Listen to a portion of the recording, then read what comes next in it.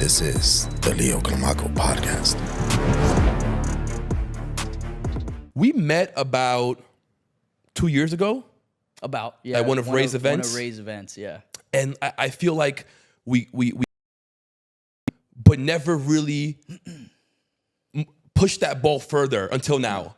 That's a mistake a lot of people make, man. I feel like you and I stayed like observing each other. Right. You know? Yeah. Watching what each other's doing. Correct. And then I think, I think life has the right timing for everything. Mm-hmm. I don't think I was ready, to be honest. Mm-hmm. I was in a place where I was discovering myself, I was building, I was growing.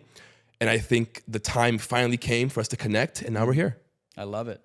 Yeah, that's what we were talking off camera is you're always figuring yourself out. Yes. And there might be information that we had to experience first to then finally be here. Right.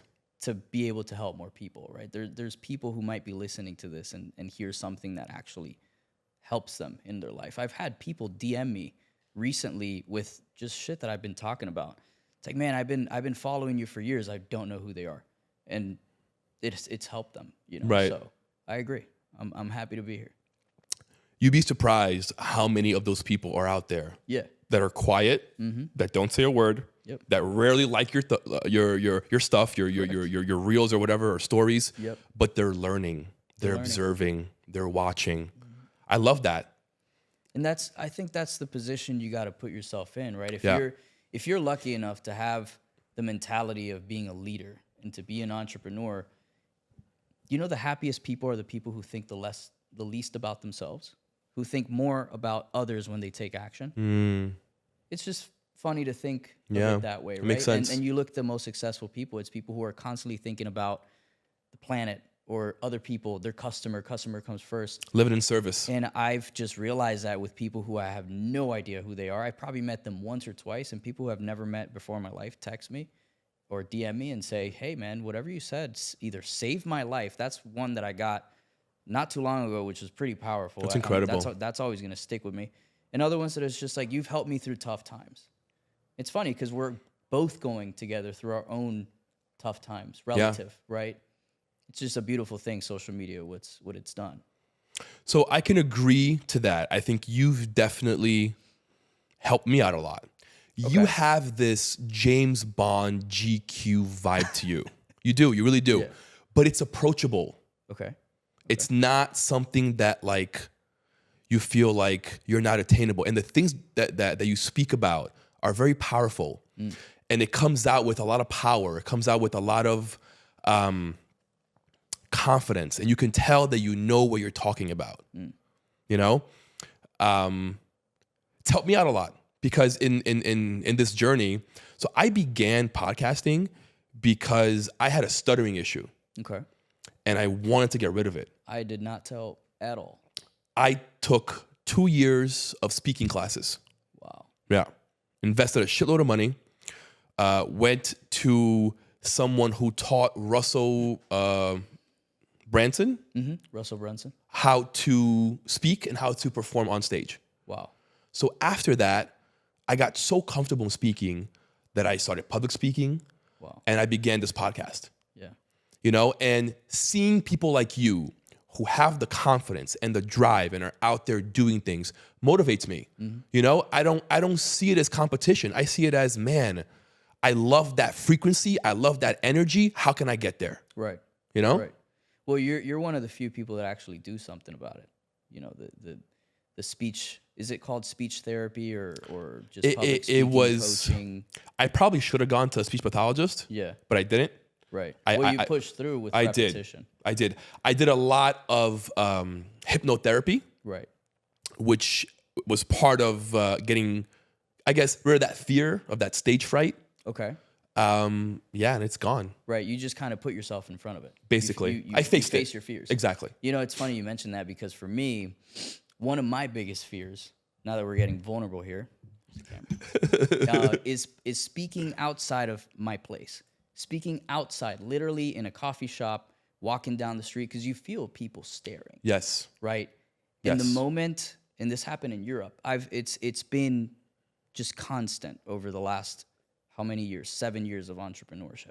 Do you mean like talking on your phone on a live? Is that what you mean? No. Talking outside, just in public, like doing public speaking in front of other people. Got it. I went to Parque Retiro in Madrid, hundreds of people walking around, and one day it just clicked. One day it's like, this is the next step, and I'm sure that happened to you. Like, my next step is public speaking, podcasting. Yes. And this is what I need to do. For me, I took another approach, which is just making myself feel as ridiculous as possible, which is getting in front of the camera, literally in front of 100 people, and start talking shit.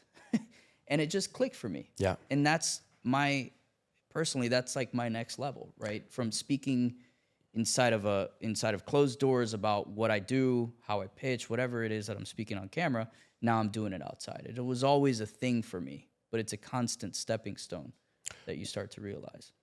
What I'm hearing is that you forced yourself to be comfortable with the uncomfortable. Exactly. You put yourself in the situation that you're most scared of. Yeah. And then you all of a sudden realize that it's not as bad as you thought. What's that quote? Everything you want is on the other side of fear. Exactly. Yeah. Fear kills everything. I mean, fear has killed a lot of hopes and dreams for many people. Yeah. And I see it all over the place. I mean, I've worked with people who have told me their wildest dreams, and I still don't see them doing it. It's a fear. 100%. And fear is really an illusion. It's made up by you. Yeah, 100%. Yeah. You have the power to create the fear. Correct. But you also have the power to create the life that you want. Yeah, you have the power to kill that fear. Yeah. I like to say, actually spoke to somebody about this yesterday. Look at everything at face value, right? Whether it's a good situation, bad situation, awkward situation, anxious. Right. The only person who puts the label on that is you. Yes. If you take things at face value, you'll be less anxious. You'll be able to get over your own mental barriers because you no longer look at it like the usual thing that it is, which is that fear, that anxiety that you get from that activity that you know you should be taking, Right. but you're not because of fear. And it's like almost a meditative thought that I've always heard of with these gurus. I follow Sadhguru. I love Joe Sadhguru. Dispenza. Yes. Yeah, he's the man. And it's always just looking at things as a background perspective and realizing that you are not your thoughts. You're not supposed to take in those thoughts literally. Yes. You're supposed to perceive them and take your own decision as your own. Talking about Sadhguru, I know exactly where you're going with this. One of his yoga meditations is, I am not the body, I am not even the mind. Yeah, yeah. You are the observer. I've done like a 30-minute video of that one. Yes, it's so good. Yeah. And he's really good at showing you that your thoughts are meant to be just like the clouds passing by. Yep. Observe them, look at it, let it pass by. Yep. We get too consumed. I think we feel like every thought requires an action, Yeah, you know? that's true. And we go down that spiral of that thought. Well, that's why it's good to write things down.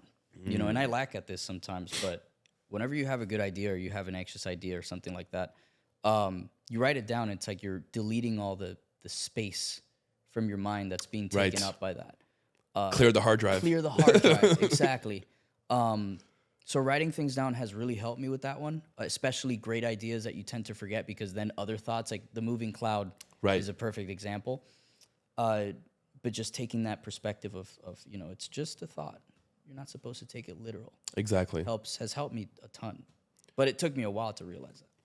The other one that really helps me, I'm very big into science. I'm a nerd when it comes to like planets and universe and quantum physics. I love all that. But it's given me a different level of understanding of the world. Okay. Right? Like, I truly, truly, truly understand that like we're here for a purpose. The universe was created here to support you. All you got to do is tap into your own energy. We think that everything is external, Right. but it's really internal. Yep. Right? The work that we do within ourselves reflects out. Correct.